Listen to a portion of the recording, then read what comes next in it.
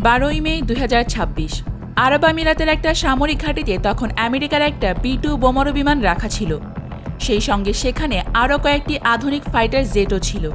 সব কিছু স্বাভাবিকভাবেই চলছিল, কিন্তু হঠাৎ করে পুরো পরিস্থিতি বদলে যায়। ঘাঁটির ভেতরে থাকা এক পাইলটের কাছে জরুরি খবর আসে। তাকে জানানো হয় মাত্র 2 মিনিটের মধ্যে B-2 বোমারু বিমানটি সরিয়ে নিতে হবে।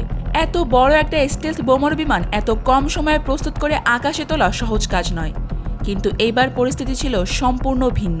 আমিরাতের রাডার কন্ট্রোল রুম থেকে জানানো হয় পশ্চিম দিকের আকাশে কয়েকটা অজানা ড্রোন শনাক্ত হয়েছে। সেগুলো দ্রুত ঘাঁটির দিকে আসতে পারে।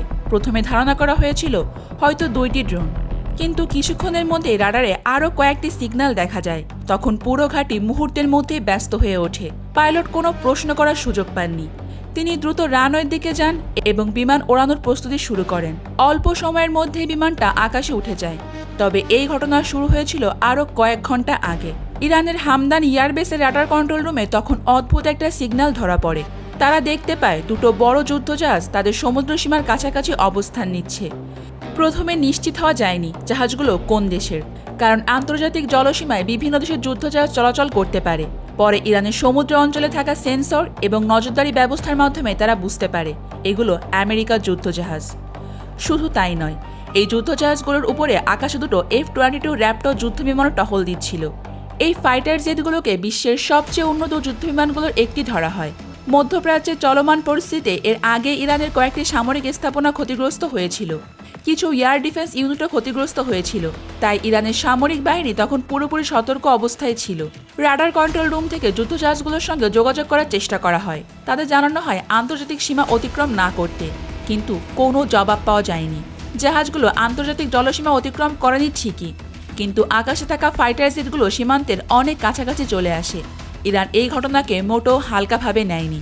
তাই তারা তাদের F-14 টোম্যাক যুদ্ধবিমান আকাশে পাঠায়। এই বিমানগুলো বহু বছর ধরে ইরান ব্যবহার করছে, যদিও প্রযুক্তিগতভাবে এগুলো আধুনিক স্টেল যুদ্ধবিমানের তুলনায় অনেকটা পিছিয়ে। ইরানের পাইলটরা মূলত সতর্ক সংকেত দিতে চেয়েছিল, কিন্তু পরিস্থিতি আরও জটিল হয়ে ওঠে যখন ইরানি পাইলটরা লক্ষ্য করে অন্য বিমানগুলো তাদের রাডার লক করার চেষ্টা করছে।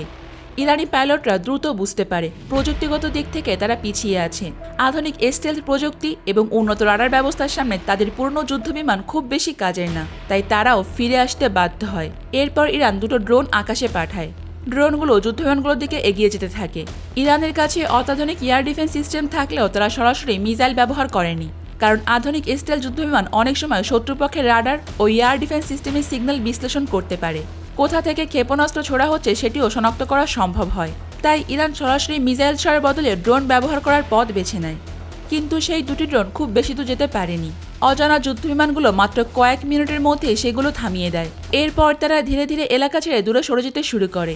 এই ঘটনার পর ইরান আরও বড় পদক্ষেপ নেয়। তারা একসঙ্গে প্রায় 15টি ড্রোন আকাশে ওড়ায়। ড্রোনগুলোকে বিভিন্ন দিক থেকেই পাঠানো হয়, যাতে সেগুলো একসাথে শনাক্ত করা কঠিন হয়ে যায়। কিছু ড্রোন আন্তর্জাতিক আকাশসীমার ভেতরে থেকেই ঘুরতে থাকে, আর কয়েকটি ড্রোন আমিরাতের সামরিক ঘাঁটির দিকে এগিয়ে যায়। এদিকে আমিরাতের ঘাঁটির রাডার কন্ট্রোল রুম থেকে কর্মকর্তারা দ্রুত বুঝতে পারেন ড্রোনগুলো ঘাঁটির দিকেই আসতে পারে।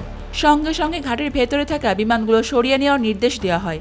B-2 বিমান দ্রুত উড্ডয়ন করতে সক্ষম হয়, কারণ সেটিকে সর্বোচ্চ অগ্রাধিকার দেওয়া হয়েছিল। কারণ একটি বিমানের মূল্যই প্রায় $2 বিলিয়ন কাছাকাছি। তবে ঘাঁটিতে থাকা সব বিমানকে সময় মতো সরানো সম্ভব হয়নি। কয়েকটি ফাইটার জেট তখনও রানওয়ের কাছাকাছি অবস্থান করছিল।